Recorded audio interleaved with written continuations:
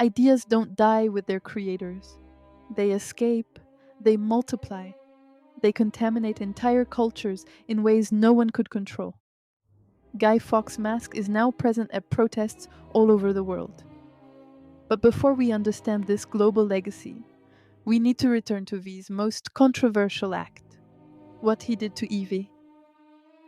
The relationship between V and Evey is one of the most disturbing in the work, especially when viewed through a psychoanalytic lens. V finds Evey about to be killed. He saves her, shelters her, and then methodically destroys her to rebuild her. He's not a mentor in the traditional sense. He's a surgeon operating without anesthesia. The simulated prison functions as an inverted womb. Instead of nurturing, it suffocates. Instead of protecting, it tortures. But the result is the same: a birth. Evey comes out different. In the film, there's romantic suggestion between V and Evey. She asks if there's a man beneath the mask. He answers that there's only an idea. It's a tragic impossibility. Evey loves V, but V is no longer a man.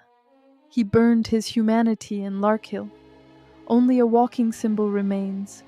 In the graphic novel, Moore is more brutal. There's no romance. There's a teacher-student relationship, father-daughter, creator-creation. V shapes Evey without asking for consent. And this contradiction is precisely what Moore wants to explore. Do the ends justify the means? Is forced liberation still liberation? There's no happy ending. There's only the transmission of trauma transformed into purpose. And there's a moment where all of this culminates. Evey on the rooftop, under torrential rain, being reborn through drowning. The mask V wears is the face of a real man, Guy Fawkes, who tried to blow up the British Parliament in 1605. Guy Fawkes wasn't an anarchist. He was a religious extremist. England was under Protestant rule. Catholics were persecuted. Fawkes and other conspirators decided to kill King James I and the entire Parliament in one strike.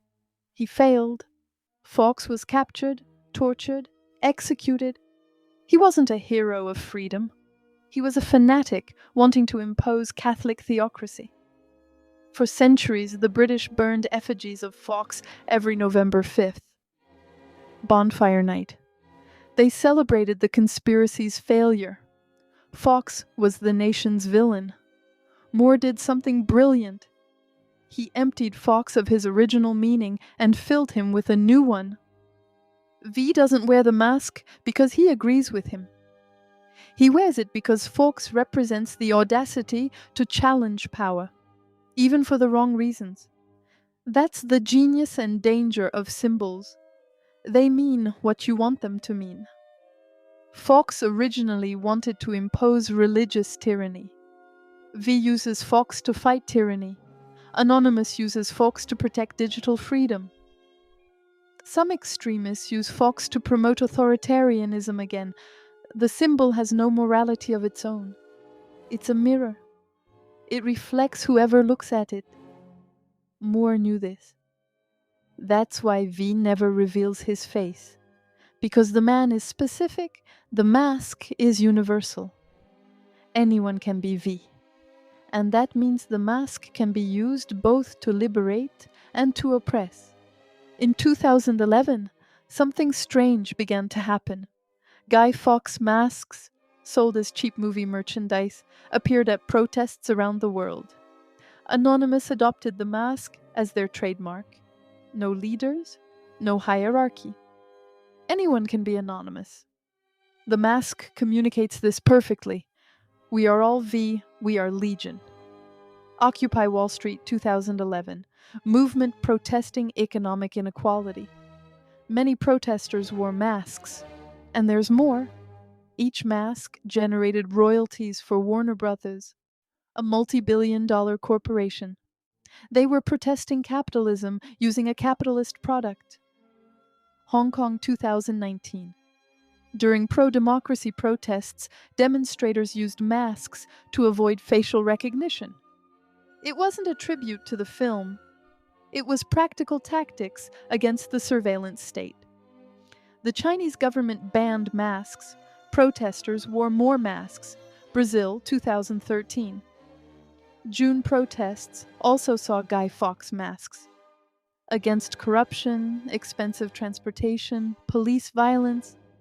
But the mask was used by opposing groups, left and right, anarchists and authoritarians. Moore always warned, symbols are dangerous. They can inspire revolution. They can inspire fascism. The swastika was a religious symbol before Hitler. The hammer and sickle represented workers before Stalin. Moore created Vide, knowing he would lose control over the symbol. And he lost it. Completely. And perhaps that's the greatest lesson. Ideas are bulletproof. But they're also author-proof. Once in the world, symbols take on a life of their own. They mutate. They infect. They reproduce in unpredictable ways. Moore wrote V for Vendetta as an attack on 1980s Thatcherism. England under Margaret Thatcher was destroying unions, privatizing everything, consolidating control through fear and nationalism.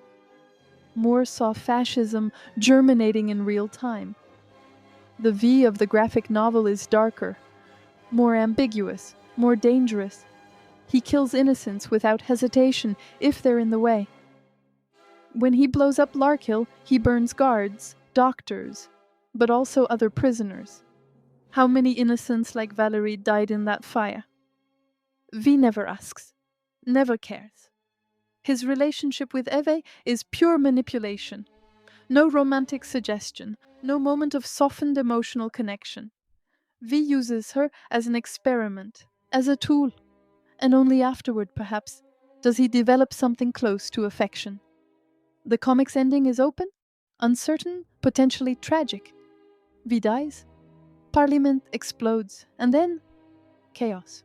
No guarantees, no leader, no plan. Moore leaves the reader in absolute ambiguity. Was it worth it? What comes next? Does anarchy work? He doesn't answer. Because he can't. The 2005 V for Vendetta adaptation, written by the Wachowskis. Different context, post 9/11, Patriot Act, War on Terror. They replace criticism of Thatcherism with criticism of Bushism. They universalize the message. The film's Vave is more heroic, more romantic, more palatable. He protects Evie. He demonstrates something close to love. His killings are theatrical, but targeted. He kills the guilty, spares the innocent. He's a tragic vigilante, not an immoral force of nature. The relationship with Evey gains emotional layers that the comic refuses. There's chemistry. There's suggestion of impossible romance. There's humanity beneath the mask, suggested, never shown, but present. The ending is cathartic. Thousands wear masks. They march together. Parliament explodes in beautiful fireworks. It's visual victory. It's cinematic hope. But here's the problem. The film's ending is ironically fascist in form. Thousands marching in synchrony, all wearing the same mask, all following the same symbol. It's a uniform crowd. It's visual conformity. Moore wanted each person finding their own way to resist. The film shows everyone wearing the same uniform, marching together. The intention is good. The execution betrays the message. Which version is better? Neither. Both. The comic is truer to moral complexity. It's more honest about violence, about ambiguity, about the real cost of revolution. But it's hermetic, dense, inaccessible to most. The film simplifies, softens, but it reaches millions. It plants seeds, even if they're simplified. And simplified seeds still germinate. Moore created a masterpiece for the few. The Wachowskis created a cultural virus for the many. The comic asks, does anarchy work? The film answers, yes, if you believe in it. The comic ends in doubt. The film ends in hope.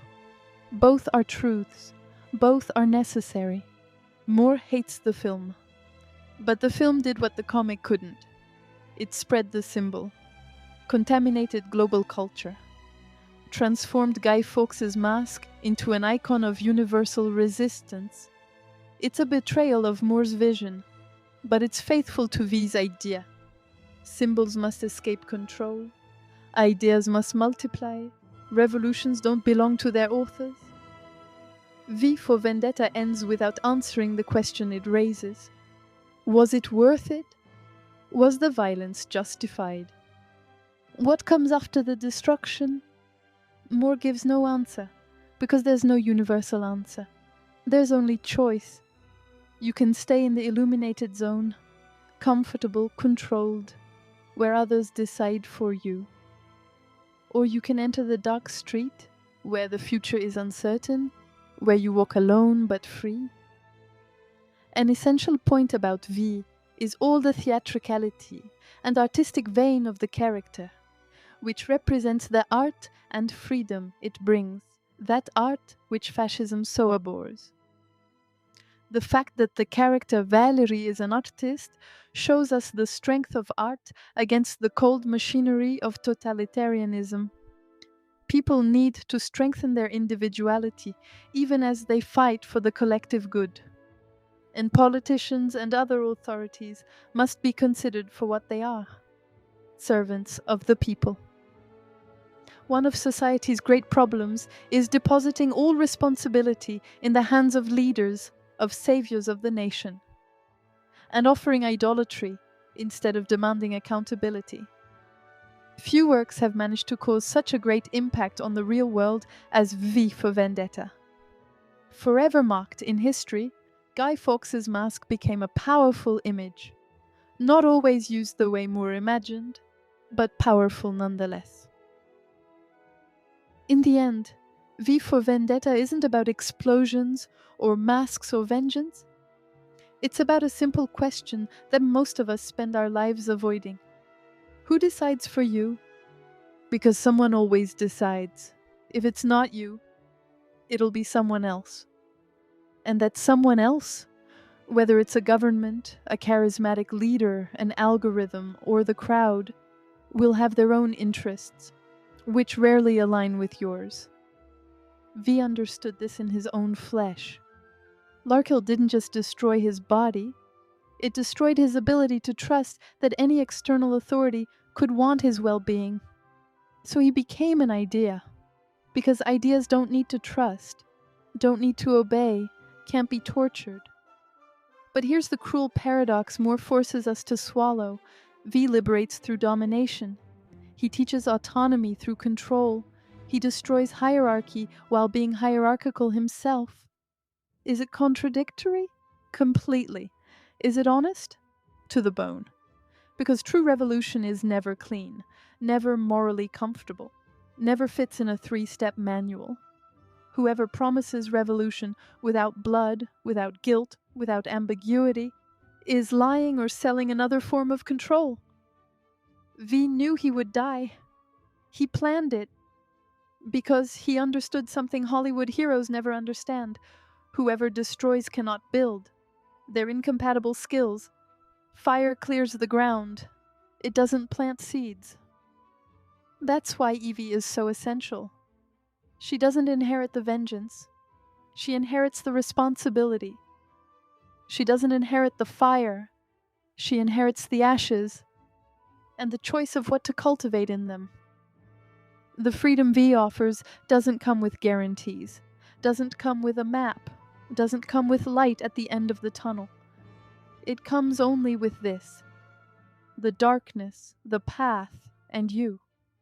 If this terrifies you, if you immediately seek someone with a torch to follow, then V failed with you. And you failed with yourself.